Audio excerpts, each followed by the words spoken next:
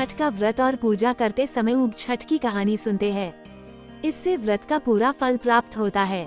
किसी गांव में एक साहूकार और इसकी पत्नी रहते थे। साहूकार की पत्नी रजस्वला होती थी, तब सभी प्रकार के काम कर लेती थी। रसोई में जाना, पानी भरना, खाना बनाना, सब जगह हाथ लगा देती थी। उनके एक पुत्र था। पुत्र की शादी के बाद साहूकार और उसकी पत्नी की मृत्यु हो गई। अगले जन्म में साहूकार एक बैल के रूप में पैदा हुआ और उसकी पत्नी अगले जन्म में कुतिया बनी।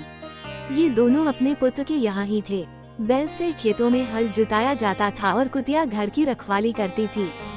श्राद्ध के दिन पुत्र ने बहुत से पकवान बनवाए। खीर भी बन रही थी। अचानक कहीं से एक चील उड़ती हुई आई।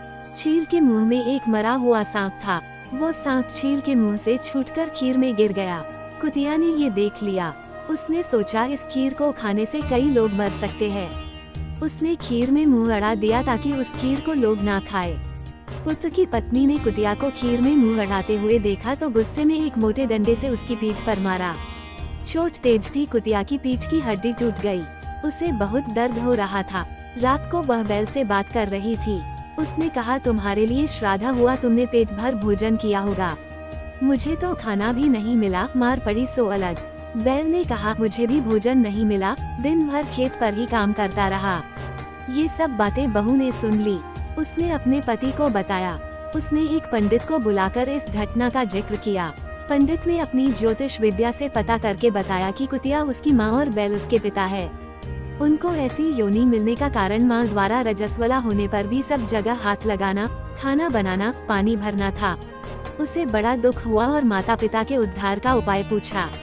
पंडित ने बताया, यदि उसकी कुंवारी कन्या भाद्रपद कृष्ण पक्ष की षष्ठी यानी ऊब छठ का व्रत करे, शाम को नहाकर पूजा करे, उसके बाद बैठे नहीं, चांद निकलने पर अर्घ्य दे। अर्घ्य देने पर जो पानी गिरे वह बैल और कुतिया को छुए तो उनका मोक्ष हो जाएगा। जैसा पंडित ने बताया था, कन्या ने ऊब छठ का व्रत किया, पूजा की। चांद निकलने पर चांद को अर्घ्य दिया। अर्घ्य का पानी जमीन पर गिरकर बहते हुए बैल और कुतिया पर गिरे, ऐसी व्यवस्था की। पानी उन पर गिरने से दोनों को मोक्ष प्राप्त हुआ और उन्हें इस योनि से छुटकारा मिल गया। हे ऊब छठ माता, जैसे इनका किया वैसे सभी का उद्धार करना। कहानी कहने वाले और सुनने वाले का भला करना। बोलो छठ माता की जय।